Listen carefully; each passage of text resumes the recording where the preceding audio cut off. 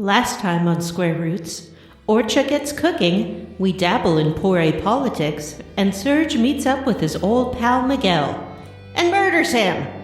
Later, the game just sort of drags on. Dragon!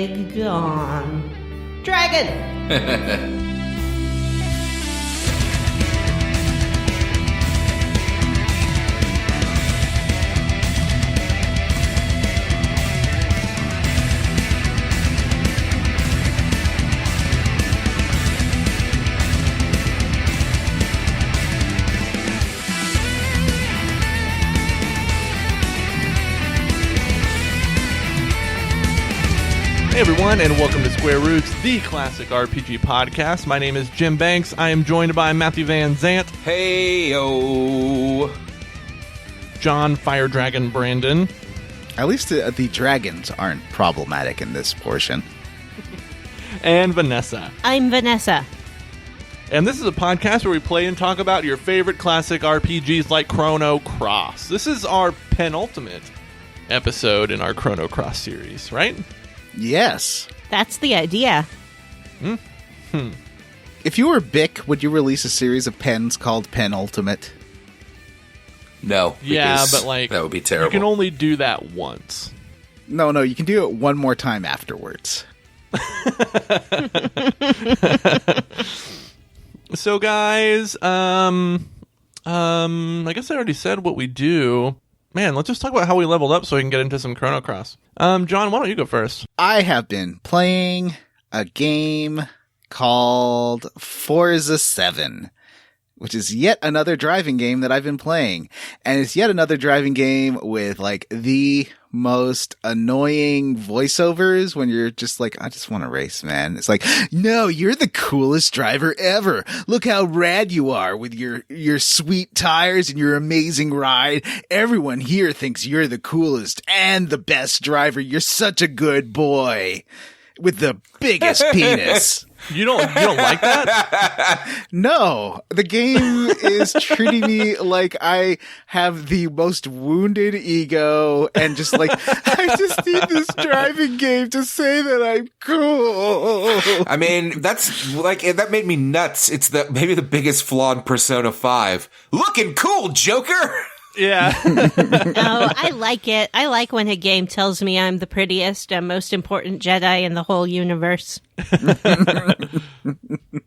I don't. And you'd think that would really draw me into Witcher 3, and that is one thing I really like in Witcher 3 is that everyone kind of hates Geralt, but also Geralt is secretly the coolest, strongest, and bestest, so it doesn't quite work for me. He's the best Batman. at sex, too. Yeah, he's so good at sex. His All dick the girls is are so like, big.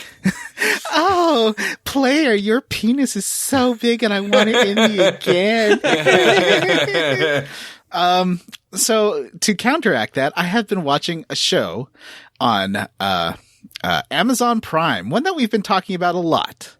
And I just wanted to give you John's my take turn. on it. So, Golden Girls, Season 1, now on Amazon Prime. And Is it really? I'm 8 episodes in.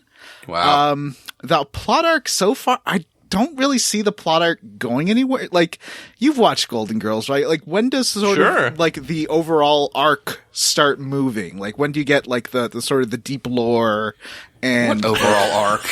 Yeah. Oh, yeah. Deep lore of the Golden Girls. Deep The lore. flashback episodes where you see how they, their interconnected lives all led them to this one place. Wow. It's a There real House are of Cards those episodes, situation. right? Where they're, like, playing, like, where Dorothy is playing Estelle Getty, and it's, like, the 20s and stuff.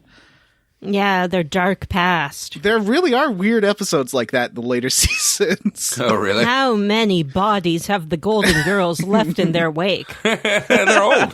Lots. What is Blair trying to escape from? There's one episode where they get robbed, and they're all freaking out, and Blanche is like, they stole my mother's jewels! They stole my mother's jewels! I want to hang them! I'm gonna hang them! And she keeps going on about hangings. I'm like, Whoa. Yikes. Yikes. When was that show filmed? Like the 70s? Late 80s to Oh, really? the end of, like mid-90s. It ended around like 95, 96, Oh, I think. thought it was way older than that. No. No, it was like the last few seasons were contemporaneous with like Seinfeld. And I think maybe Friends is sort of as old as it got, like as new as it got. Mm-hmm. Quentin Tarantino wrote a couple episodes on it, I think. He What? did. Or I know he showed up on it too. That's a What? thing. Yeah, that's a real thing. Yeah. No, I don't like that. Well, this was before Those Pulp Fiction. those are the episodes about the Golden Girls' feet. Yeah, I Yeah. was just thinking about that. Oh boy. Also, I've been watching The Boys. And I think I like it better than Doom Patrol so far. Whoa. I gotta say that whatever the street, was it Ricky the Street? Ronnie Danny Billy the the Street, right? Sorry? Danny. Danny the Street. Street. That's right. Yeah, Danny the Street was great. That was fun. Though that episode really did feel like 90s queer TV, where it's like, gays exist. but I And they feel, like to wear dresses. Yeah. well, I do like that she wasn't a drag queen. She was trans, I believe.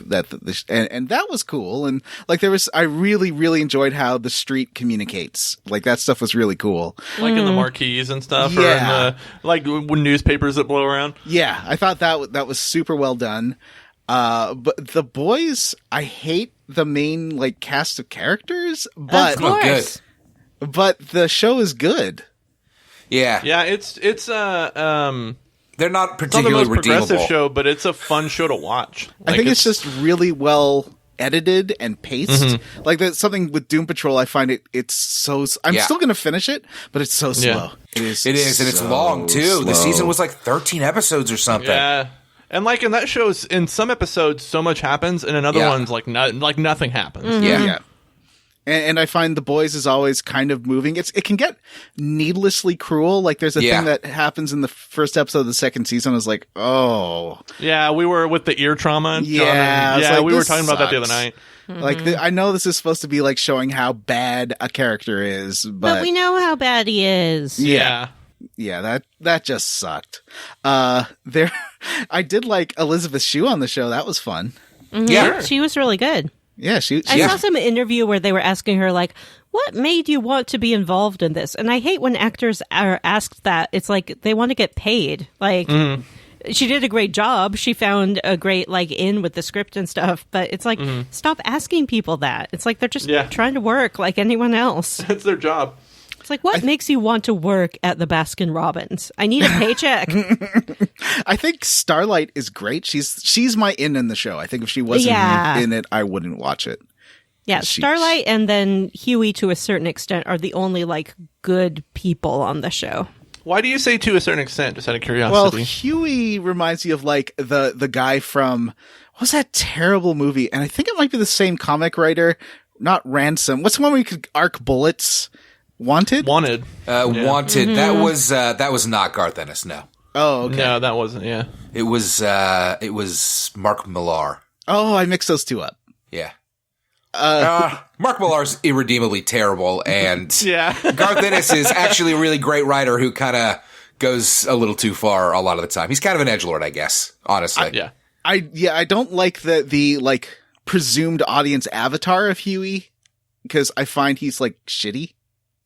You know, it's funny. I'm sure that you've seen this, but it's pretty funny that Simon Pegg was very clearly the character Huey in that comic book series. Like, they just straight up stole his likeness. Yeah. And have him wow. playing his dad in this. I finished season 2, and it was pretty bonkers. I think it's better than season 1 in a lot of ways. Aya Cash is just so fucking good. I think she might be like one of my favorite actresses. She's phenomenal. Is that the character? No, Stormfront is the that's, character. Stormfront, Aya Cash yeah. is the actor. She was also in You're the Worst on FX. She's really great. She's in a new movie that's on Shudder as well called Scare Me that I have not watched yet. Her character is bad. Yeah, she's bad, but she's really good. I mean, listen, Vanessa kept saying in the first season the guy that plays Homelander he's really good. He's really He's charismatic. fantastic. He's charismatic and he's fascinating and he's scary and he's great. And Aya Cash comes in season 2 and does the same thing and is really fucking great. Yeah, I love when they're on screen. There's just like instant tension Yeah, it's because great. because you know they could just like kill any character on the show. I and love it. they will. Yeah, and they will, and they do. And they do. Like, generally, any, like, human in a scene with Homelander or Stormfront, you're like, ooh, you don't want to be like, there. are they going to make it out of the scene? Season 2 softens up some of the other characters a bit, I think, and makes them more likable as well. So Yeah. I think you'll It enjoy does it. that with the main group, I think, like, to great effect. It makes does. it makes those characters like redeemable, I think. I mean, I'll say this so that nobody misunderstands. You can be relieved to know that they do not try and do that with the Deep. They just keep fucking that guy, and it's pretty great. That's what that's what it needs to do. It needs to continue to fuck him. If they're not going to kill him, which I still think probably should have just killed him in the next episode. But if they're not going to do that, I would have to imagine just keep that's fucking pretty him over. common feedback throughout the season. It would be great if like in the first scene of the first episode of the third season, they just like blow his head up or something. yeah. That would be great. I Vanessa forgot had about said that she was Mother's afraid. Milk. Mother's Milk is Anyway. also a good person. Yeah, he's Yes. pretty good too. I mean, but that's all of that. All of the boys are. I mean, they're even if they're like have somewhat noble intentions and like are decent people in when they're not being the boys, they do just like straight up murder a bunch They of people. murder a lot of people, not just soups. And they Not all feel of them like always seem to deserve it, you know. they really feel aimed at a straight audience. All the boys. Like, Yeah, I mean, I can see that. I can see that for sure. Yeah. they aren't what's his super name? relatable outside of it. At least for me. Carl Urban is. I mean, I don't know how you don't love Carl Urban. Like, I just like watching him Oh, on man, screen I love- on yeah. things. Like, he's phenomenal. Everyone likes Carl Urban, but that doesn't mean we have to like every character he plays. Sure, that's true. Obviously. Yeah. He is Anyway. great as like you don't have to like Billy Butcher, and I can see why you wouldn't. But like Carl Urban as Billy Butcher is good. He's good. I just don't. Yeah, I don't relate to any of the boys. I like Frenchie a little bit, but he's also psycho. But I like How far are you into the show, John? 3 episodes into season 2. I think you'll really enjoy how they kind of recharacterize a lot of the main guys in like the next few episodes that you watch. Okay. Yeah. By the end of the season. Yeah. So Matt, how have you Hey. leveled up? I was going to talk a little bit about the end of the boys, but you brought that up. Thank you. Tampa Bay Rays. By the time this episode comes out, we'll be in the middle of the World Series. We're not going to sweep, gang, but as of tonight, Thursday, when we record, it is the series is tied 1-1. So that's exciting. Wow. Love me some Tampa Bay Rays. The other thing that I did that was super exciting is I streamed a stream with Vanessa John Jim. Oh, yeah. We did a Scare Roots stream, and that is on our Square Roots YouTube. If anybody that is listening to this and did not see the links on Facebook or Twitter is interested in checking it out, we streamed Harvester, a crazy point-and-click game from like the 90s with just all sorts of gross and inappropriate shit in it. Yeah, content warning, if you go watch the stream, there is nudity and gay stereotypes and Child abuse. Sexual assault, murder. sexual assault, pedophilia, is Masturbation. applied, animal abuse. It was bonkers. It's kind of, I think that watching is probably a lot like watching a reaction video because it's mostly just us going, what? Yeah, But, one of the characters pulls a Rudy Giuliani. He was just tucking his shirt He in. tucks his shirt in the back of the jail and While and reading Monthly Tuck magazine. gets caught. It was pretty wild. So I just want to kind of plug that, I guess. Like, listeners, go check that out. We had a lot of fun. It's like a 3-hour stream. You know, put it on when you're whatever. Just watch it. And There are Part two- two, we'll have by the yeah. time this episode comes out, we will have a part 2 that is also streaming on the YouTube channel, so you can catch all of Harvester. There are 2 YouTube channels. So if you're subscribed to one and not the other, you might be like, where is it? I'll try But- to move it from one to the other if I can. Well, you don't have just to. consolidate? Can we just consolidate those? why do we have 2? Well, I don't because know. there's one it's just a Google thing. There's one associated with our email address, and then there's the actual Square Roots channel. And those 2 are separate things. You have to be logged. Maybe I'll ask Jim to log in to the Google email and download those 2 videos, and then I Wait, can so- post them to our actual YouTube. So what email address is the Square Roots channel linked to? I don't think it's actually, like, I think it's linked, the account-wise, it's linked to all our Google accounts. Like, I think I started that channel with my Google account and then shared it with everybody. Oh, okay. Listen, And then- all you and gotta then- do... but- Stop. Okay. All the listeners have to do is Google Square Roots Let's Play in your YouTube Google, and it will pop right up. That's But we it. can also try to download I actually it and looked for it repost by. Yeah. I did look. I found it by just googling Square Roots Harvester. Hey, that's it for how I leveled up, and John cut all that, and let's figure that out off the air. And why don't we move on and ask Vanessa how she leveled up? Oh, it's spooky month. It's time for all the spooks and scares. So I have been watching spooky, scary movies. I watched a movie from the 80s I had never seen called April Fool's Day. That's the movie that's famous for having the poster with the woman who has like her hair braided into a noose and she's holding a knife behind her back and all her preppy friends are like, whoa. I think I watched that on Amazon Prime. I'm not exactly sure. I liked it. It was very, very 80s, and it was exactly what you would expect it would be. I also watched a new movie on HBO Max called Roald Dahl's The Witches. It's not your mama's witches with Angelica Houston, and I forget who else was in it. It's your witches with Anne Hathaway and Stanley Tucci, the Tooch himself. Did you like it? I did like it. It was appropriately scary. Like a lot of kids' movies, I feel like in the 80s they were traumatically scary. And then in the 90s they were like, let's consider children's like feelings and make them not so scary if it's a children's movie. And this movie, it will give you nightmares if you are so inclined to that kind of thing, which I think is great.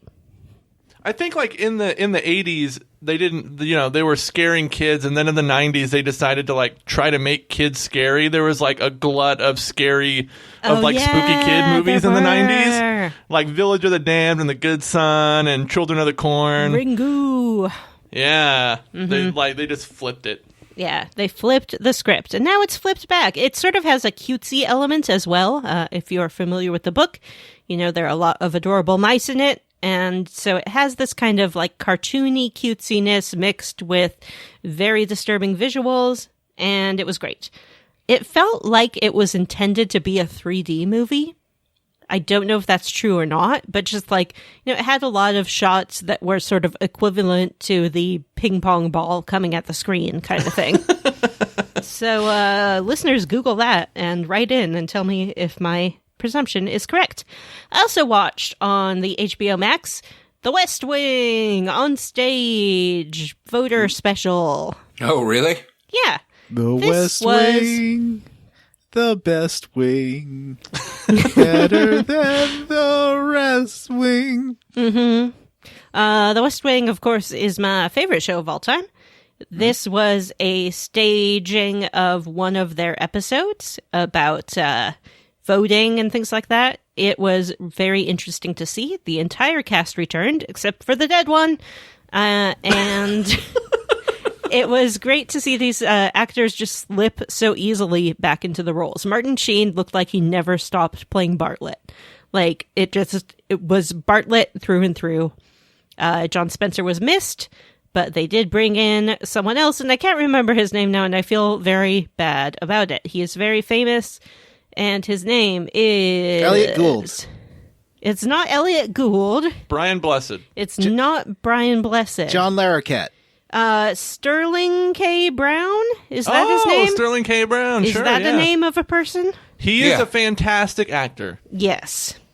So he potentially, unless I've just made up from the top of my head who was in it, he played the Leo role, potentially.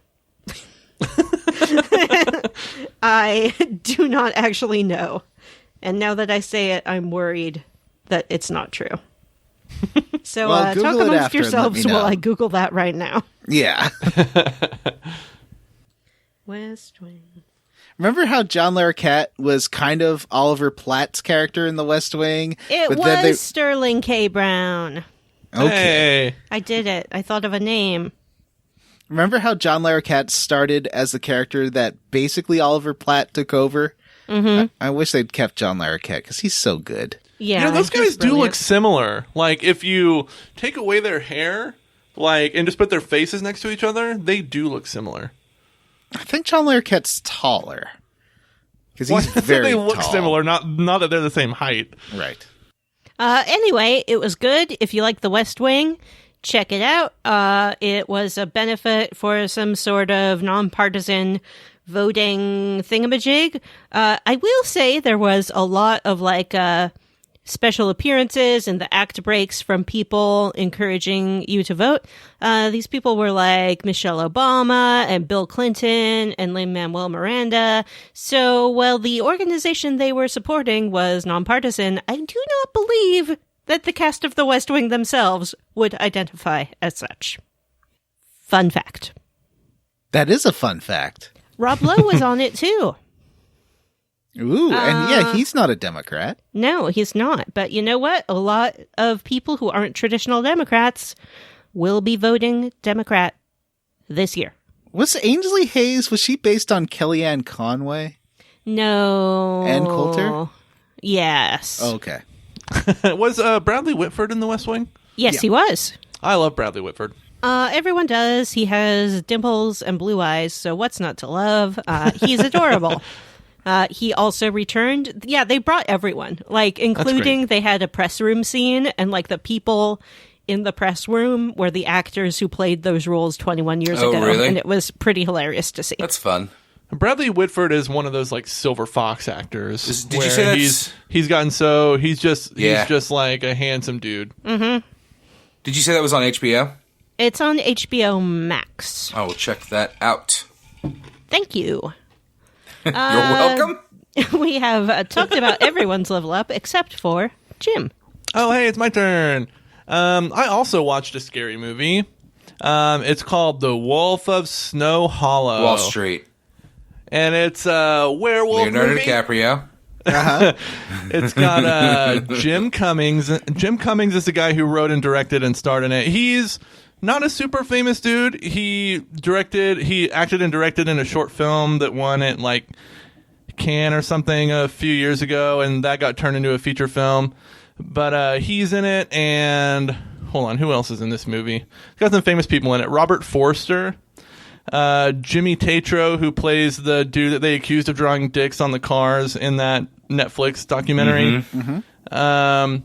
It's a good movie. I couldn't tell whether it wanted to be scary or a comedy or a drama, because the Jim Cummings main character guy has a lot of problems outside of a werewolf murdering people in the town that he lives in.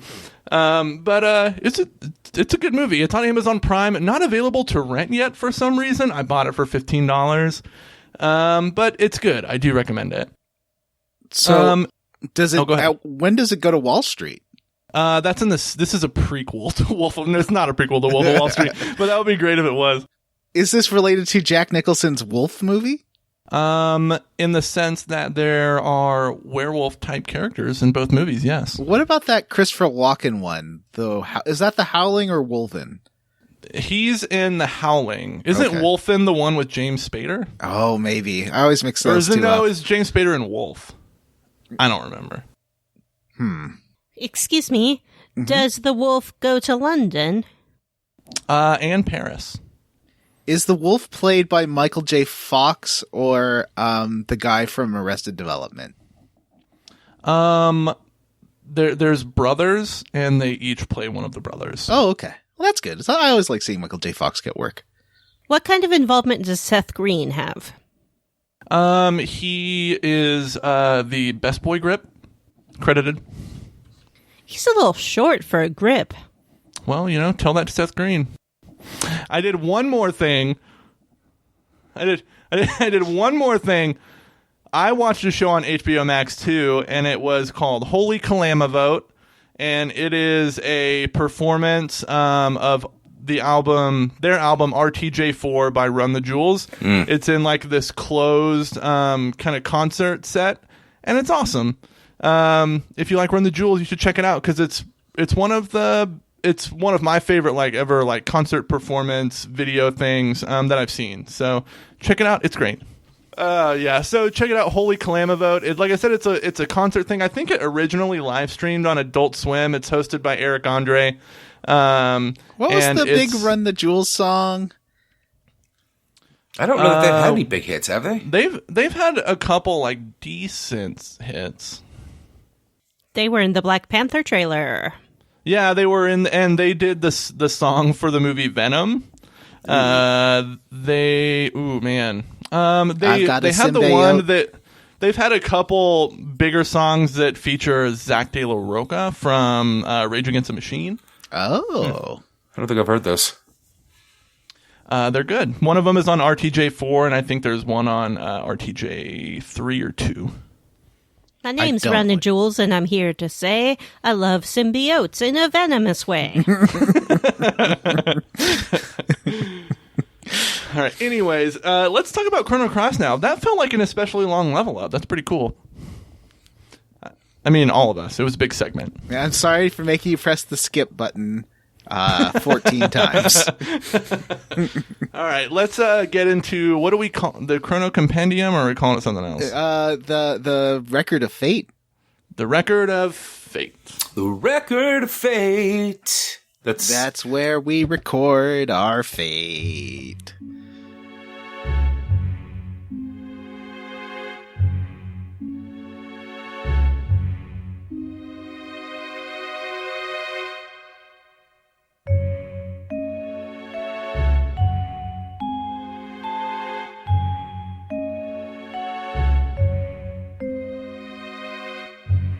So we left off last time. We are collecting dragon Jim's emblems for from the Cross. dragons. Mm-hmm. Yeah, we kind of left off in a weird spot where we just kind of did 2 of the dragons, and now we have to do like 3 more. And there's not a lot to them other than like go to island, murder dragon. Mm-hmm. Yeah. I had a tough time with a couple of the dragons, I'm not going to lie. I didn't think to reorganize my elements on my characters prior to fighting some of them, and like the red dragon just totally wiped me out a couple times. Yeah. Well, with the red dragon, I brought along Marcy because it's like, well, she's a blue character, so and she's a good mage, so she'll rip the fire dragon apart. But she kept dying because she was too weak to his stuff. So I think the enemy AI in this game, like if you have like a red innate enemy, it's gonna pick on the blue innate characters. They do seem to do that. Yeah. I took Fargo, to all of these because he's blue and can steal these colorful plates that block, make you immune to whatever element they are. And I also have his level 7 attack. It's called Invincible. It's just kind of like a sword thingy, but whatever. It does a lot of damage, and he did rip the dragon apart. So yeah, I was having trouble because and there's a trick to the red dragon. I mean, if you want to avoid its more powerful attacks, it has like an automatic counterattack if you use a blue element against it, which is really weak. So you can just kind of spam lower level elements on it, and it will never have the chance to do those big like potential party wipe attacks. I think it's called like Fire Breath. So it will only do these single enemy kind of weak counterattacks as long as you keep using. He has blue, he has a debuff of each element. Yeah, and he'll use that against. It's pretty. It's pretty dumb. Did you notice how Fire Dragon just a little guy? Yeah, we didn't talk about that. Yeah, he's just a little guy. Yeah, he's. I was about to say the same thing. He's got a great design. He looks like kind of like an old man. And, but like dragony. But, midway through the fight, he does transmogrify into a big old, like, crazy cool, like, anime dragon. It becomes like a beefy boy. Yeah. I like the way his, like, quads would, like, expand, and then his arms expand. It's really funny. It was a really good transformation sequence. I do. Speaking of transformation sequences, do you ever get any of Starkey's crazy robot summons? They're so good. Yes, they are good. Starkey's a good character. I like Starkey a lot, but I just don't use him because of his innate element. Is he white? Yeah. He's white. Yeah. Yeah. White innate. Yeah, so Fire Dragon is a lot of fun. These plates are useful. Matt and I did the super secret boss, and if you have yellow plate, it makes one of your characters immune to his attacks. Yeah, we'll talk about that. I did do that, and it was a slog, but it worked. Yeah, I put it on the wrong character. Matt put it on Lynx, which was what you should do. I put it on a different character. So, anyway. Well, we can talk about that when we get there. So you beat the fire dragon, and next up we have to head to Gaia's navel. Mm-hmm. But we can't land there.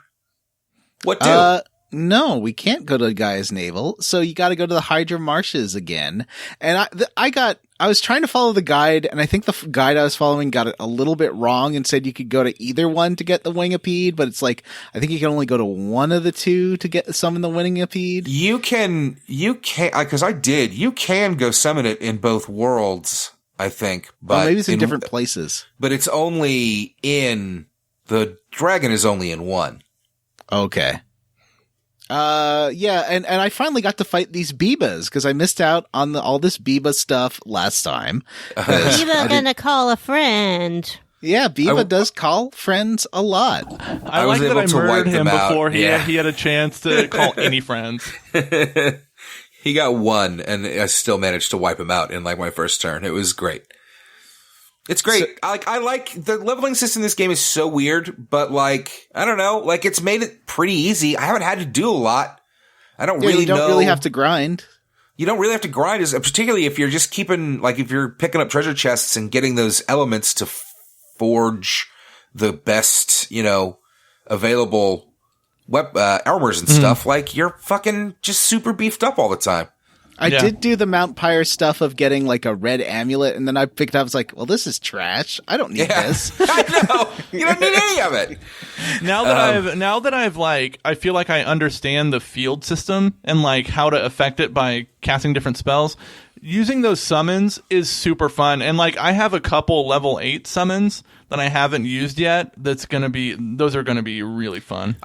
So do you just have to use 3 blues in a row, for instance, or do you have you don't use like turn blue or anything?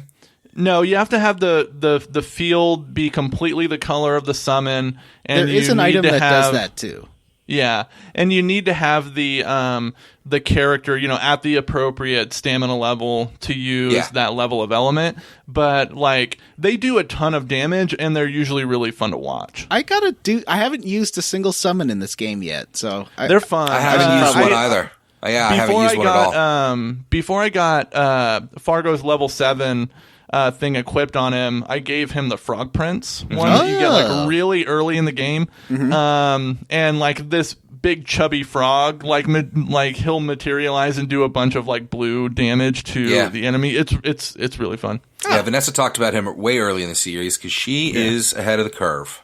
Yeah, I'm a pro gamer. She finished the game like 3 weeks ago. So, hey, Vanessa, we fight the Biba again. What happens after that, pal? Oh, well, after you fight the Biba, you get a Biba fruit, which you can use along with the Biba flute to summon and tame the Wingipede, and then you can fly it right to Gaia's navel. Do y'all think that we're going to get to fly this Wingipede around later, like on our own? I hope so. It was cool looking. It kind of reminded me of Secret of Mana and the Silly Dragon. Wasn't there a Gaia's navel in Secret of Mana? Yeah, for sure, right? That's where the dwarves were. Mm-hmm. It means navel of the earth. And it was also a circle. Belly button. It means earth belly button. Mm-hmm. But in Secret of Mana, it was an innie, and this is an outie, which is why we have to fly to it, because we cannot climb up the side. It is in the shape of like an outie belly button. You're right. Yeah. So we get there. This place is kind of tricky. It's just a big circle. Yeah. And when we land, we meet Leah, who is offensive. She sucks. Leah has a super racist speech pattern, but I think she's a great character, and I love her. She should not be in this. Like, this game came out in 2000. I mean, in 93, you'd be like, well, that was a bad thing. But this is 2000. She uses two different speech. I don't think it's fair to blame the character for the speech pattern that she's been given. Well, I blame the localizer, but basically, she combines a speech pattern that was used to, what do you call that? Otherize, African Americans, as well as a speech pattern, used to otherize, indigenous peoples of North America. Mm-hmm. Yep. Mm-hmm. She kind of talks like the native tribe from the Peter Pan musical. Oh. If you're familiar with that, don't check it out. It's awful. But she is great. She's a little girl. She's blonde. She has a tail. She looks like Isla? the cave. She looks like Isla, the cave lady from the original Chrono Trigger. And she's tiny, and I think she's adorable.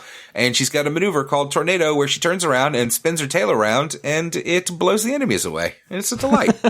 I have yet to put her in my party, actually. She's an adorable little kid. She claims that her father came from the sky. Maybe her father is Starkey. Listeners, who is Leia's father? Do you find him in this game? Do you have any fan theories on? So he has to be someone from the sky. So it could be Starkey, could be Chrono, could be Magus, could be Frog, could be Lavos. Yeah, I think she's definitely the love child of Ayla and Chrono. Oh, okay. Yeah, for sure. Interesting. Yeah. Especially since Ayla was Chrono's like great-great-grandmother or something. Right. Wait, no, didn't Isla marry the robot cave person in her village? Yeah, remember that the cuck cave guy? Yeah, there was the boy that was the guy that was in love with her. I remember that. It was terrible. Yeah. Yeah. He had the gray animal skin. Way to remind me of things I hated about Chrono Trigger. So it is a circle, as Vanessa said, and the trick to this is that you have to, I guess, kill all the enemies. And yes. most of them are easy enough to find, but some of them yeah. you have to like find hidden chests, and then you get attacked by like bird enemies. A bird. So I had to circle it a couple of times. I didn't like fighting the little mask guys who would cast that rage spell on you. Yeah. And you couldn't control your characters. It didn't make it any more difficult. It just made it take so much longer. Yeah, that was the Jurassic something or other beat. Jurassic song. Yeah, Jurassic beat, yeah. Yeah, that would, it would frenzy your character and they'd attack randomly and it sucks. Yeah. So you kill all of the monsters and you collect all the treasure chests, and who comes storming out to meet you? Is it the Green Dragon? It's the Green Dragon. No, it's Tyranno. So you get like a mini boss. Oh yeah, there's a Tyrannosaurus. You know what? This is amazing. I feel like this is I'm a pulling good a picture up. homage to Chrono Trigger, because Tyranno was the name of that big robotic dinosaur that the reptites make you fight. Yeah. And their lair was called the Tyranno lair. So the fact that they have a Tyranno who's a Tyrannosaurus in an area with a character like Isla, I think that's a good like reference to Chrono Trigger. Yeah. I think. And listen, don't get me wrong, and we all obviously the speech patterns that they use for her are very unfortunate, and it does kind of it ruins it basically. Totally. It really does, but it is, which is a bummer. But it is almost like I agree with you. Like I really liked this. I liked Dinosaur World, and you've got a little Ayla with you, and it was fun. This was a fun little spot. What did you think of Tyranno, John and Vanessa? It was a little chubby dinosaur. I hate dinosaurs. What? He reminded me of the Tyrannosaurus from We're Back, that weird Steven Spielberg produced animated cartoon. Have you guys seen that? Where John Goodman plays a Tyrannosaurus Rex that gets turned into a talking one by eating some brain cereal from an alien. What? I don't think An I have alien seen that abducts one. a bunch of dinosaurs, gives them this brain like. Are you describing your dreams? No, he gives them cereal. I've seen that the makes movie, the dinosaurs like- smart. I don't. Then I he know has the a movie radio. exists. He has a radio that's But clearly I powered missed by children's dreams that he uses to Excuse find me? children. I'm not kidding. This is a real cartoon. It's on Netflix, I think. You guys should check it out. He uses it to do what now? So he has a radio that he can use to pick up like the dreams or the wishes of children. Isn't and that the then he, plot like, to City of Lost Children, which is a horror-ish movie? Is it? Well, anyway, he finds these kids who like really want to see some dinosaurs. So he abducts these dinosaurs, gives them brain smart cereal, and they become talking, dancing, singing dinosaurs, and they go to New York City to make this kid's dreams come true. Is this a prequel to that But Theodore the kids Rex? get captured and turned into apes by an evil carnival guy who What runs the like fuck is happening right now? It's a bonkers cartoon. You guys have to see it. I'm gonna watch that the this weekend. motivation of this man to you lure don't these really- children to see his dinosaur show? He just wants to make children's dreams come true. Yeah, no. Oh, if someone and the shows guy up who's at your running house the Dark and is like, Carnival is his evil brother. That makes sense. Yeah. That makes sense. Is he related to the guy in in Pinocchio who like brought kids in and turned them into donkeys in a terrifying way? That is a terrifying part of that movie. Well, that's just a sound business plan. Okay. Anyways, that movie's called We're Back, and we just went on a crazy tangent where I explained the plot of a weird 90s dinosaur I'm cartoon. not sure existed. It's a real 100%. thing. I John, promise don't you cut it's this. real. Hey, you know what? That's a good point, Jim. Let's talk about what happens after we kill Chrono. We fight the green dragon. Wow, wow, Yeah. wow. I thought that he got also really- looked very froggy, and I was like, oh, Chrono Cross is running out of ideas now. Okay. I got really annoyed by this boss because he casts basically every negative status ailment on your party. And every human crime. And he commits human every crime. human crime in the course of the battle. But if you have revenge, you can just be like, I'll put these on you. Thank you. Oh, I never think to use that. Does that work? Yeah. Wow. I've I never didn't even had think to that use one not work. Interesting. I have had that not work. Oh. Some bosses are immune to some elements, or some bosses are immune to some specific spells, I think. Well, I don't know. I thought that it was a good fight. I thought he was a little generic looking, but it was fine. Vanessa, any thoughts on Green Dragon? He cast Greenfield a lot, and I Oh, that's foiled right. his plans That's by right. preventing him from using whatever big attack he was going to use. Yes. You know what? That's exactly what I did. That's right. I remember we had Yeah. this discussion. We both did the same thing. We kind of cheesed him. I thought it was all right. I don't mind. Let me cheese through one. I don't want to have to fight them all. It gets Yeah. old. I like the combat in this game. It still gets old. Some of these fucking animations go on. The battles feel like they take a long time. It feels like Final Fantasy VII in that way, where like every time you get in a fight, it's like you're at least going to be wasting 3 or 4 minutes. Yeah. So next up is Sky Dragon Isle, which fortunately doesn't even have a dungeon, guys. There's no dungeon associated with this one. You There's just no run up some steps. There's no turtles you have to push. There's no geysers. There's no water maze. You just go up some steps and Sky Dragon's like, hey buddy, so you want to fight Fate? Well, you're going to have to fight me first. And, yeah, apparently this is the one that saved everyone from Chronopolis. It was not the Black Dragon, which makes sense because the Black Dragon was sleeping. Yeah, So- you know what? I'm going to Google that. Chrono Cross Aha! Black So I Dragon. guess Vanessa was right. Okay, wait. Oh, but if your you do the insistence part that where the Black Dragon saves you, it was the If- Sky Dragon. that is true, Vanessa. Yep. That is true. Sorry for doubting you, Vanessa. I should never doubt Vanessa. In your defense, I did not remember it was the Sky Dragon. I just did not recall a dragon at all. But now that you say Sky Dragon, I do remember being transported to that island. I remember Sky Dragon saying he will not fight you until you have all the other dragons on your side. So this fight's a little tricky because you are black. What's the word? Black Innate. You are black innate, and the dragon is white. So white innate. Innate. So it can use its like white innate powers on you. So it's a little bit of a tricky fight, but I did this one first try. It was fine. And then he's like, all right, here's all you got, my dragon crest or power or whatever you call it. Now there's a couple of things you can do. There's some optional stuff. You can get Dario. I think so. Vanessa did this way earlier. Though Yeah, maybe, she did. Vanessa, do you think that you did it way earlier than us, or do you think that you were just way far ahead of us and forgot when you did it? I didn't forget, but I did lie. Oh. Yeah, Interesting. I did it after this whole Lynx business was done. Oh, wow. Mm-hmm. Okay, well, so I guess we already talked about it. We don't need to talk about it again, but I will say that Master Mune that you get from Dario is fucking rad. And I do like the little talk between Masa and Mune. And they're like, "Oh, how you doing?" But who's the third voice? Who's There's a third voice in there. voice? It's like their mom? What?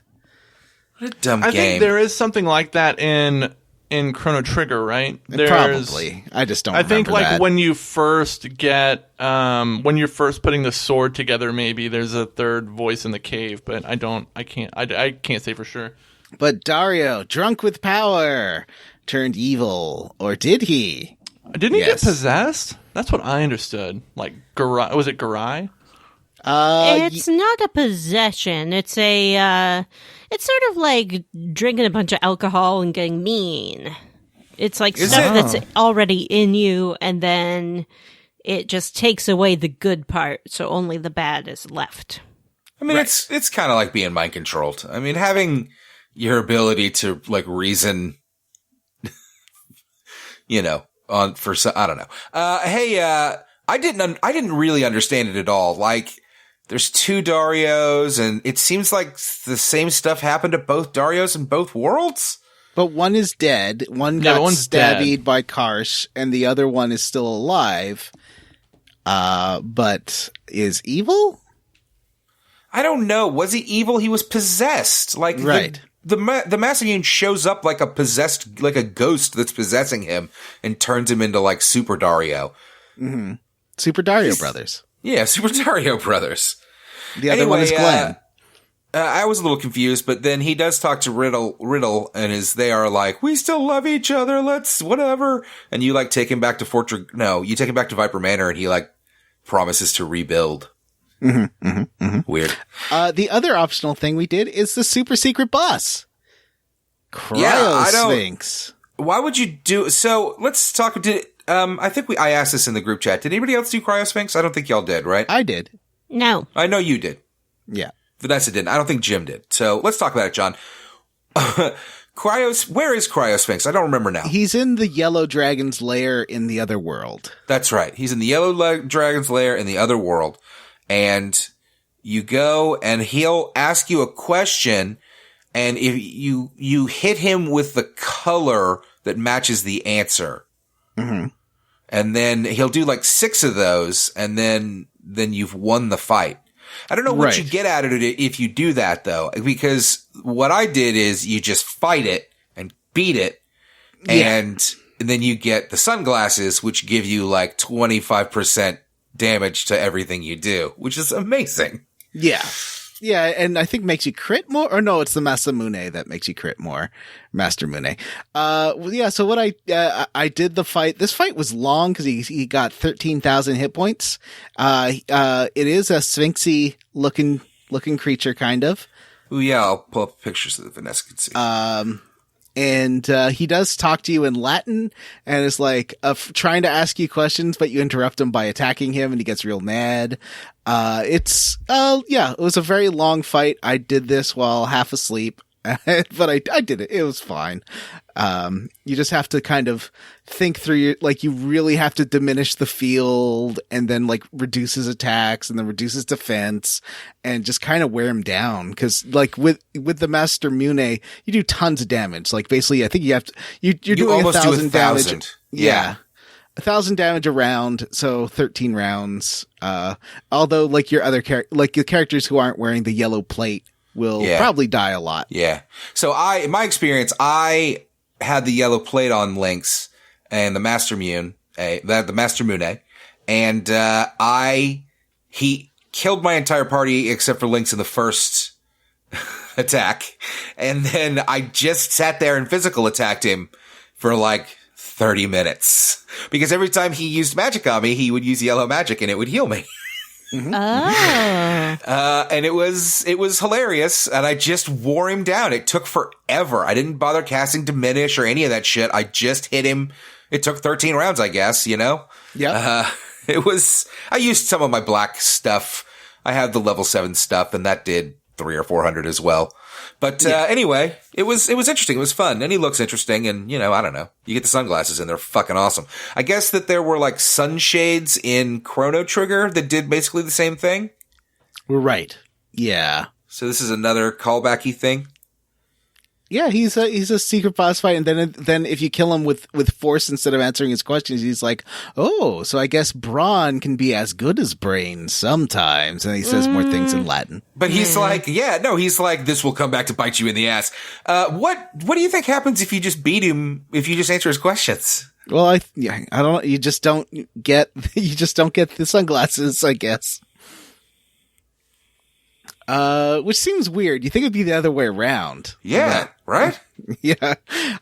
So you have to go back to Guldove, in another world and, show the shaman lady the tears of hate, which was the shattered dragon's tear in another world. Mm-hmm. And she's like, "Oh, that's cool. Have this dragon emblem." And she recognizes that you are a traveler across dimensions, and is like, "Go to the other Guldove and show them this, and they'll let you in and they'll help you." Mm-hmm. Which is what happens. You go back to Guldove and Homeworld and show them the dragon emblem. They let you in. You meet Stina, mm-hmm. and she does give you the Homeworld Tear of the Dragon. And then she joins the party, and she's a white innate character as well. I liked her very much, and I used her a lot. Yeah, Stina's great. She is dressed kind of like a white mage, but with like disco pants. And she's a lot of fun. I did get her Hydra. She can get, if you go back to Garai's tomb, you can get her like ultimate attack, which is fun. I did use that. Also, I got... I did skip. I saw that you could go get that. You have to fight something called like the Dehydrox or something back in the Hydra Marshes, and I was just like, fuck that. I'm not going back. I'm not using a white innate character. I'm good. It was easy. Also I got at this time Orla. Oh no, wait, no, I got her after the thing that happened. Never mind. But I did key up Orla to be like, "I'll join you when you're back in your other form. Here's an amulet." She gives you something, to give this to me to prove that you're actually Serge, and then I'll join you. And she's like a Sailor Moon with two pigtails, and she seems really cool. She's talking about finding her missing sister. So I don't know, Vanessa, did you get Orla? Yes. Did you find her missing sister? No. Yeah, I don't know if that's actually something you can do in this game. Me neither, and I tried to. I thought maybe it's Leah. Maybe it's like this other person. Maybe it's someone else. But nope, nothing worked. Yeah, Leah would make sense. Right? Because she's like the right age. She's blonde. They're both blondes. Anyway. So Stina joins the party. You head through Mount Pyre one last time and go through the fort, which I already went through and unlocked all the things anyways. Yeah, it's all unlocked. But you do still have to walk through it for like the goddamn 15th time. So you get to the elevator, and in the elevator, Dark Serge is there. And this time, you got all the power. Dark Serge is a real pushover. And as soon as you defeat him, he runs away. But holy crap, you get to the top of the tower, and finally can use the dragon's tear. And I guess, remember how we've been telling all the other characters that we'll totally give it to them to fulfill their wish? Mm-hmm. Yeah. I wonder if you could put Van in your party and then use it in front of him just to make him watch. Be like, check this out. Yeah, I don't know. I think that I assume that the point is that the characters would be like, this is more important than my selfish bullshit. But don't want to look like a cat anymore. That none of them are. Boy, I had some because I was using Leah despite her. I did have to pull her out of the party eventually, to be honest. But I used her for a while, and I did have some real weird dialogue that was, just to be clear, you can cut this little aside here, nothing about the racist stuff, so don't worry. I did have fun, because she's like an 8-year-old cave child. Like from the forest, and she's like threatening soldiers with like, "Excuse me, you'll be court-martialed if you don't do what Link says." And I'm like, "You're 8. You're a tiny child. You grew up in a jungle. What are you talking about?" Yeah, I think I had Pip doing that. Pip being like, "Oh, we will quite buy you." That's fucking hilarious. It's so weird. I'll cause Jim's not here yet and we're almost fucking through this thing. I have a little, Vanessa, what happens when Serge uses the dragon's tear? It would be my delight to tell you. Time, baby. How dare you? I was just about to tell you. We see a time baby. Time baby is defined as a baby from like the end of 2001 Space Odyssey. Spoiler. It is a like baby that's sort of floating in position as if it were still in the womb, in like an egg through outer space. We see this time baby. It is naked, and we see a little bit of baby butt, and I'm like, hee hee, baby butt. And then time baby starts to grow, and I was like, oh no. And you think like it's going to cut away or something like that, but it does not. Time baby keeps growing until it's a teenage Surge, and then Time teen. Yeah, and then Time Twink. Yeah, Time Twink is standing there. He is naked, and you see his chest, and you're like, maybe that's okay. And then he like walks away from the camera, and there is the full Buns on full display. I did see Buns. Surge's full bottom, and it made me uncomfortable. And at one point he's like turns towards the camera, but there's something right in front of his junk. But you do see his I forget. I always use the harsh term for them, the gutters, the arrows of Adonis. Yes, his V. Yeah, there's a lot. You do see his deep V. He doesn't have a treasure trail because he's an anime boy, so has no hair on his body. Mm-hmm. But if he had one, you would have been able to see it.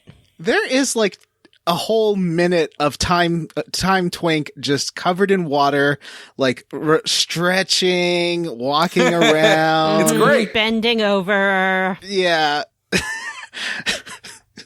I don't know why they put so much love and care into rendering. Like, this is a full CG cutscene. I was very surprised. I have played RPGs with bare bottoms in them before, but they tend to be like BioWare games or what's the older one? Obsidian games, I guess. Although I can't really think of an example now that I say that. I guess some of their demons are pretty naked. But I was very, very much surprised that we had nearly full male nudity in Chrono Cross. It was great. Like, at first, the cutscene starts out crazy with Time Baby. Then turns into like, what's the name of the guy? A hot and steamy shower scene. Who's the guy who did the talking cat? David. Talking cat. David Ducotto. Yeah, something like that. Yeah, it's like turns into a David Ducotto movie for a second.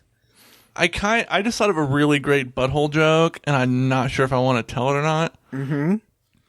But when you guys were saying that you see his bare butt, I was gonna say, do you see his brown element?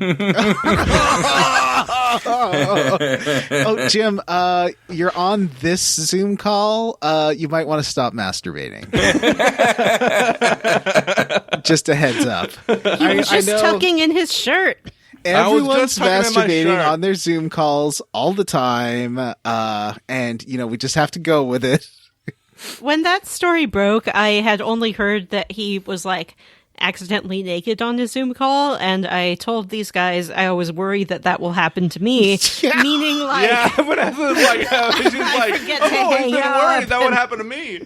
Yeah, and they took it as you worry that you will accidentally be jerking it on a Zoom call. I do not worry about that. What I worry about is like going to take a shower or something and forgetting to hang up the Zoom call, and my bathroom's in the background, and there's just me. Apparently, there was some study that 20% of people who are doing Zoom work from home have seen someone's partner naked in the background or something. I don't know. Wow, that's never happened to me. That's a huge number. Yeah. People walk around their houses naked. They do, and I think that's totally fine, and I think that this culture is too hung up about nudity anyway. However, that doesn't mean you can go send in your dick pics to everyone. There's a difference between nudity and sexualized nakedness. Even your brother husband?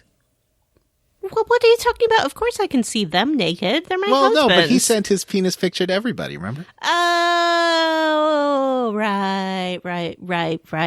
Well, he didn't mean to. And please respect his privacy by not looking at it. Speaking of dicks, you're Surge again. Yay! That's not where we stop, though, because then you get to explore around as Serge. You can get...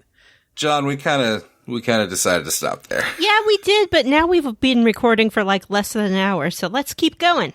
Let's just talk about all the people that you recruit after this. All the people that you meet. Oh, there's so many of them, though. Turnip. I got Turnip. Turnip is great. Turnip's amazing. Turnip is a big plant that you get when Poshul digs it up. I thought Poshul. Oh, really? I thought Poshul was going to pee on it. Like I was 100% sure that's how that cutscene was going to go. So Matt, you know that like little patch of hot ground you can use ice breath on yes, in I Hermit's did that. Hideaway. Yeah, so if you take Poshul back there, he'll dig up that plant. Okay, and it's I don't a have character Poshul. named. Oh, you don't have Poshul. Oh, hard so shrug. So Poshul digs up this, and he's a little turnip man. He's a turnip, and he's a man, and he talks like Frog from the original Chrono Trigger. Yeah, that's he's like, fun. "Oh, thou hast need of a warrior. I be a fine warrior." Yeah, he's That's cool. really like funny. That's a bummer. I don't have Poshul. What element is he? Innate 2. Is he It's green? gotta be like green or yellow, right? You think so? I think it's green. That's cool. Let's look. I need Green's green. the plant color. There is Orla, who is a Sailor Scout. She is like a Kung Fu Sailor Scout, like a Jupiter. Green element. That's cool. I'm gonna go get her for sure. What color is she innate 2? I'm just gonna make one up. Yellow. Oh. I like to know these things. It's very important. Who else can you get? There's not that many you can get right now. You can get You go get Draggy if you hadn't gotten Draggy yet, which I have. You can Well, you also get all of your Surge characters back. Right. And there's no cutscene indicating that. They're just there when you use the teleport. I feel like there should have been a cutscene. And that's kind of one of my big things with this game is like in your Fire Emblems and in your Tales of Vesperia, there's little skits where characters talk to each other. And like, you'll have in Fire Emblem, you'll have as many or more characters than in this game. And just to get to know them a bit, like they'll have random scenes of two random characters having a cute little, 1 minute conversation. So you get to know them a little bit better. And in this game, there's nothing like that. I feel like you get that once when Starkey comforts Harl on the ship. That's like the only one you get. I think there's actually a couple of them, but there's not a lot. Actually, this is what I was trying to bring up, when Jim was gone. I would really like to see this game. That's kind of the big flaw with this game is that there's all these characters and I end up liking a lot of them, but it kind of sucks how they don't actually affect the plot other than maybe like a few other side plots. Mm-hmm. And they're so interchangeable that like we were laughing about it, but like literally they'll say the same things no matter who it is, be it a small child or a dog man, a dog monster, they'll threaten to court martial somebody. Like it's kind of nuts. And I really kind of wish this was Poshul is a sexy dog woman. I would really like to see a version of this game that uses that where as you get new characters, they like heavily affect the story and that the playthrough changes are in seeing how playing it with, the starting 3 characters versus, the turnip man and the and the turnip man and the fucking mushroom man and how that affects the plot and what happens and stuff. That's kind of that's what I always think about while I'm playing the game. So there's also, there's a scene, if you have Glenn in your party and you got the Einlenser, which I feel like you have to as part of the plot, you can go back to, Dario's grave I think that's in another world in Termina. And he's like, what? The sword's talking to me. I already have, you have to have Einlancer equipped on him. And he's like, but there's an Einlancer here. And what about if and the sword's like, tells him to take it. And then he gets both swords and like, it's glowing blue. And now all his attacks, like he has all those, level 3, level 5, level 7 attacks. Mm-hmm. And now they'll all have both swords and do way more damage. Wow. Oh, that's crazy. You know what, John? It really kind of makes me mad. Like, what did you lose by choosing not to save Kid and getting Glenn instead? I think is how that worked, right? I didn't get the Biba fight until way later. What you missed was 5 hours of bullshit at the beginning of the game, and you got a badass, awesome character for late game. It's really fucking annoying to me that I chose to save Kid. And I also got Surf Doctor, so man, and Pierre. But there is, as many listeners have told us, a New Game Plus. Jim, there's a New Game Plus. You can get all 40 characters by the end of your second playthrough. Ooh, let's do it. Let's just play this game again. I mean, I don't want to do that, but, I do like this game. The funny thing is that, and we talked about it a little bit earlier with the combat and the leveling and stuff, the combat almost at times is totally unnecessary, and the boss fights can take way too long, but I find the combat fun. It's like Persona. I really find it fun. So at the end of this chunker is the end of Disc 1, which is where you take your boat into this whirlpool of time. No spoilers. Come on. I didn't get this far. And that's it. Nothing happens. That's why Matt's so eager to cut off early. Finally, the truth is That's not true. revealed. Jim's the one that suggested it. I just Finally, jumped on it because I was too busy to get caught up. It's 1 minute more of gameplay. You just pilot your boat you into just that go area. there. And then it it's says insert disc 2, and it took me 8 hours to figure out how to do that. Well, I kept trying to figure out when that was going to happen, and I just wasn't sure. I thought I was going to have to go through Chronopolis, and I was like, I don't fucking have time for that shit. Nope. It's pre-Chronopolis. It's just a script. It basically says, welcome. Now that you have all the dragon bits, you are welcome to enter here, come inside, and then you put your boat into this time portal thing, and then it's insert disc 2. Okay, so next time we're gonna get to the end of the game. Is that right? Are we done? Yeah. Yeah. Yeah. Did we do it? We did it. Yeah. I'm kind of surprised. I don't know, man. Looking at Chrono Cross from afar, I was like, I don't even know that I want to play that game. I don't know that I'm going to finish that game. Well, you haven't yet, so, don't put too many worms before the cart there. Don't put too many worms before the cart. Don't put too many They'll get worms run before over. the cart. The cart will squish them right up. Yeah. Johnny, did you find any bullshit minigames that you wanted to talk about? Well, there is the answering trivia questions by using your associated magic element if you want to do that. But don't do that. Fight the boss instead because the item he drops is really, really good. Yeah, it is. You can't steal it or anything either. This is it. So I've been keeping that Forget-Me-Not pot on all my characters, so I'm getting all these ones for that Grand Slam. So I'm going to give the Grand Slam a try. Okay. For the next chunker. And I'm not, and I have not, so I'm glad you are. Vanessa, did you do the Grand Slam? No. Oh. Well, I guess that means Sprig is probably powerful because they got all these monsters. Yeah, that's a good point.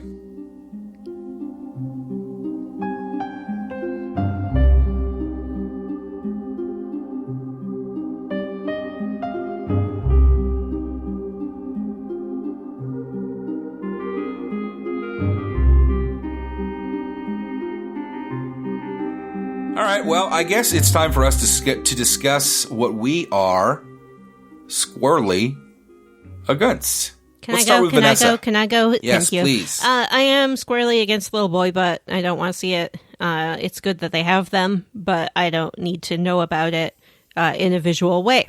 Jim, what are you squarely against? Jim's Sarah's not sitting there. brown Vanessa. element. John, what are you squarely against? I am roundly for the silly secret boss. That was pretty fun. I did like that he speaks Latin. But let's say I'm squarely against Leah's speech patterns, though, because she sucks. And it's Don't blame the character, blame the translator. But it's crazy she that a game doesn't released. exist, Matt. You don't need to defend her so adamantly. I don't know, man. Like, come on. But it's just crazy that a game that came out in 2000 has this. It's I agree. You're right. You're absolutely right. Crazy. That's insane. I get that everyone has like speech patterns and probably the localized just like, oh, what do I do with her? I know. Racism. They were going for like caveman talk, but it didn't work. No.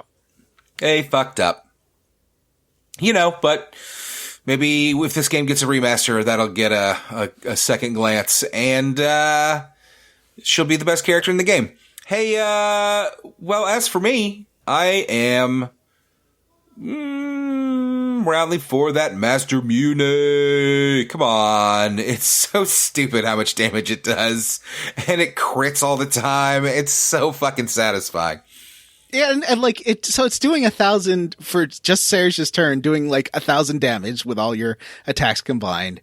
And most bosses have like 4,000 hit points. You can wipe through stuff fast. I can wipe out fields of enemies with just Serge's attacks sometimes. It's pretty fucking great.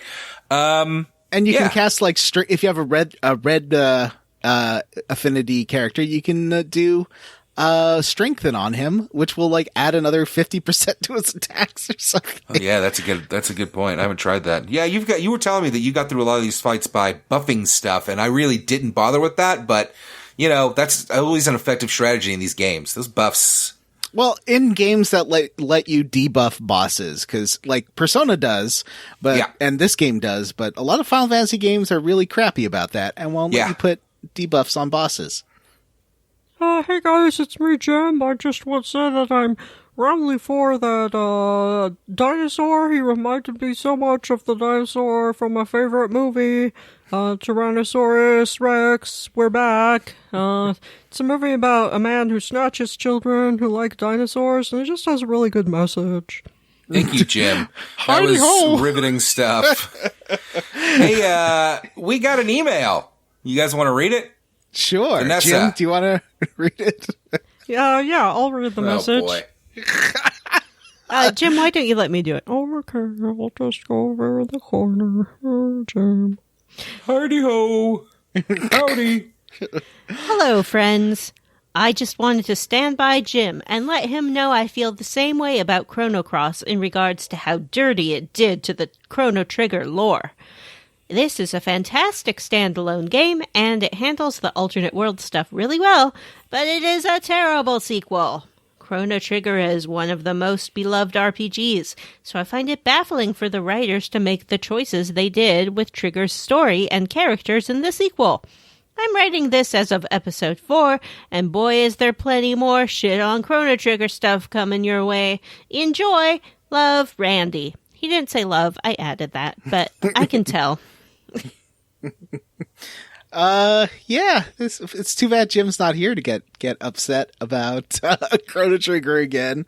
But I think the last episode with the Chrono kids coming back and calling you murderer, it's just a really weird way to go. He's played a bit ahead here, I know, and I know that he is already upset about some of the stuff that he's run across too. So I'm certain that we're going to hear about it even more in the next episode.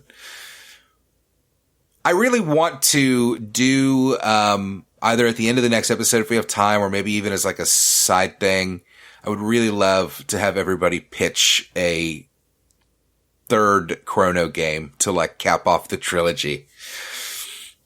What would you do with it? Robo's Big Adventure? Yeah.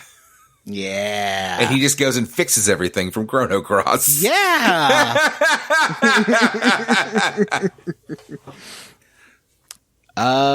Yeah. Vanessa, do you have anything to say to Randy? No. Oh. Vanessa's quiet tonight. Sorry that Jim was not here to get your Jim-centric email there, Randy. He kind of wandered off, and it's been like 20 minutes. I have something to say. It's me, Jim, and I really appreciate the support. First of all, anyone who writes in is okay in my book. That's the Book of Jim, because I'm Jim Banks. And, I think all of us who loved Chrono Trigger so much as little baby boys is really upset about how they altered the lore in this Chrono Cross game. That said, I have been enjoying it more than I thought I would, and I'm really glad that I get to play it with my good friends, Matt and John and Vanessa, too. Can somebody explain to me why Kermit the Frog is doing a Jim impersonation? Hi-ho, Jim here.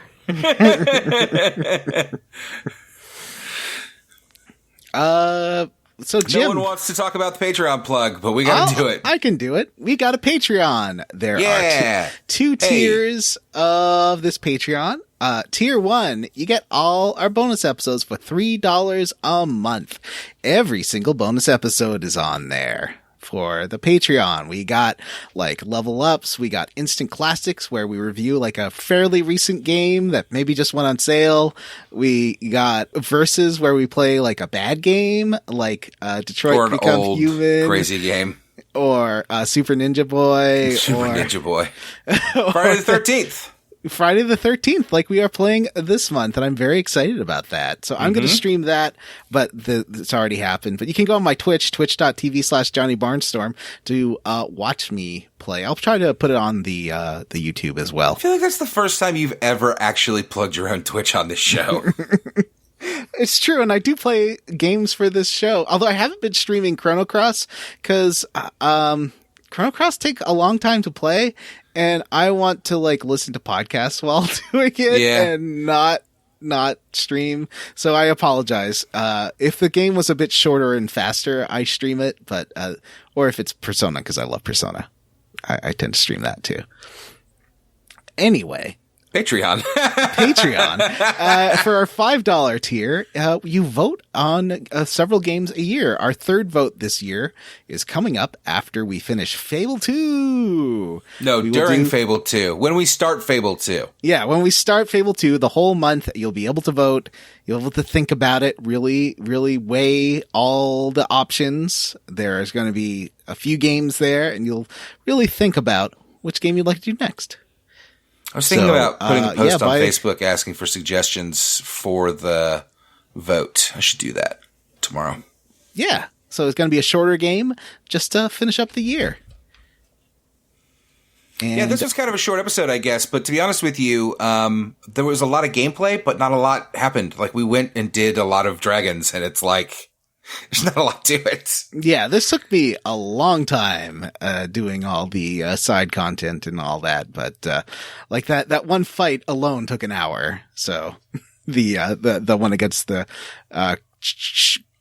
Chio Sphinx or whatever it's called, Cryo Sphinx. So for all our you can find that at patreon.com/SquareRootsPodcast. Is that right? Yes. And here it's listed as our patons. For all our patons who give us $1 or more a month, we will read your name on the show as a little bonus. Thank you. Hey, look, Jim is back. Jim, Kermit the Frog came in, and he did a little impersonation of you for your level up, or for your Squarely Against. You're welcome. You were roundly for the Tyranno boss. Oh, good. And there was a letter from Randy saying how Chrono Cross did dirty the Chrono Trigger lore, and that the game gets worse towards the end about Chrono Trigger stuff. I can't wait. All right, Matt. Patons. All right, Patons. We would like to thank Cyril the Wolf, Soy Soda Pop, Tom, Brian Pitt, Chris Ryan, Paul Bursch. T. Bumpkins just got back from an alt timeline where Jim loves Chrono Cross, but sadly drowned in the great washing machine flood. Oh my god, what is this game? Excuse me. OMG, what is this game? David Green, Joseph, Chili's, Babyback Mario, Wedge-kun, Ari Kapovara, Aaron J.L. O'Toole, Stu Skeel, Ron, Christopher Highness. It has become the chronologic point dedicated to the mallet. What? Ethan G. Pearson, Nathan Poirot, Mary, Queen of Scoffs, Cameron Shoei, Sam Harrison, Wonder Swan, Robert J. Defendi, Jim's embarrassing Amaranth back tattoo, David Shook, Joshua Bennett, Listen Up, Scoot Stains, This game sucks. Play more Mario or Mother 3. This game does not suck.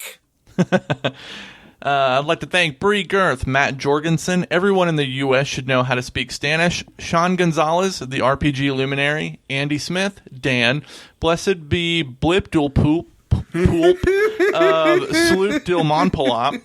Hudson Roth, Jake Dickerson, Bet Matt, can't wait when you have to say the names of 1,000 patrons. Gray Code, Ward Childress, Ross Hartley, Chrono Cross makes Jim Chrono triggered.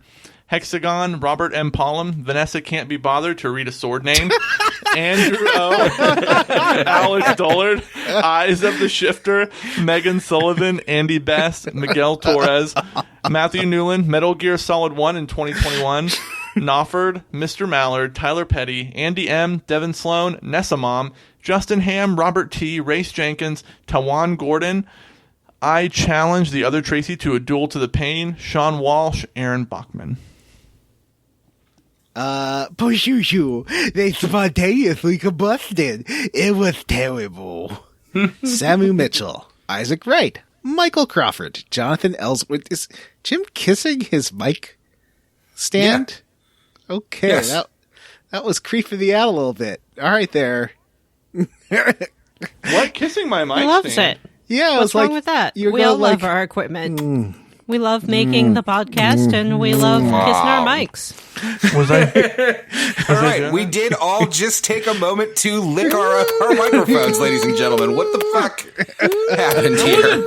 Isaac Wright, It's like we Michael just got Crawford, temporarily fucking brainwashed. Jonathan Ellsworth, Citrus C, Joshua W. Broxson, Ashley WWE, Mike G, Eric Garvey, Reddit is Harold Lauder, Ryan Miller, Adam Zimmerman, Benjamin Avner, Still Just Pashul's Terrifying Expression, Huxley Iguana, PJ Ends, Chris Penyak, Gage, La Charité, Vanessa's Gold Taco Bell PS5, Pip is Best Boy, Fight Me, Taco Bell. Taco Bell. Taco Bell. Sorry. Taco. You know, I've been made fun of for the way I say tacos sometimes. I didn't make fun of you. I just laughed to myself. He said taco. I'm like sorry. a thumbtack. I honestly meant Thaco, 2-hit, armor class 0. Pip is Best Boy, Fight Me. Dr. Fine, say everyone's name, Jared Collins, DJ Ethro, Matthew Casterline, Jameson, Cassandra, William Westgard, Vanessa's Fourth Bomb, You Make Sulk Sad, George Brady, Amanda Douglas, Wash in the Wind, Cake Ninja, and Lyrial of the Clown. Stephen Paget, that one guy. Sexy Grandma's boy toy is Kevin Walter. Ooh. Christian Go, Sergeant Spaghetti, Armin Hammer, Giant 90s PlayStation Hot Polygonal Fear Effect Character Model Titties. Giant 90s PlayStation Hot Polygonal Fear Effect Character Model Titties. Chris Wilder, Jonathan Smith, Justin Rash, Grayson, Andrew Leinhart, Jason Timms, and I don't even know why I'd say Jordan except for the next name is Jordan McNeil, Saving Sid, Chrono Cross Related, Chief Hazard built mostly rational person, Threads of Fate in 2021, or Cuzzle Will Drizzle. No. Don't threaten us with a good time. Insert clever name here. Tracy Hales, it's peanut butter jelly time. Peanut butter jelly time. TJ Miller's horny grandma impersonation. Girthbound, mom made some plumpkin spice lattes to eat. Blumpkin? Blumpkin? Yeah. Blumpkin. Girthbound, mom made some Blumpkin spice lattes to eat. Mm-hmm. Dylan Rowe, EP, Alexander Jokic, Florian Jonas Kramer. All right, everyone, that's it for this episode of Square Roots. You can shoot us an email at squarerootspodcast@gmail.com. We have a Facebook group. It is a Square Roots podcast group for smart, cool, very attractive people. Or you can tweet at us. We are at Square Roots Pod on Twitter. Don't forget to rate, review, and subscribe on Apple Podcasts or iTunes or wherever you listen to podcasts. Thanks to RichaadEB for their cover of Scars of Time. You can find them on YouTube, Twitter, and Patreon. Check out links in our show notes. All right, everyone, for Square Roots, I am Jim Banks. I'm Matthew Van Zant. I'm Johnny Brandon. I'm Vanessa. Bye. Jim, you also missed out on us coming up with the perfect third Chrono game to wrap up the Chrono trilogy, and it was Robo's Big Adventure, which is Robo going around and fixing everything that Chrono Cross did. I want to play it right now. My throat hurts from doing a Jim impression.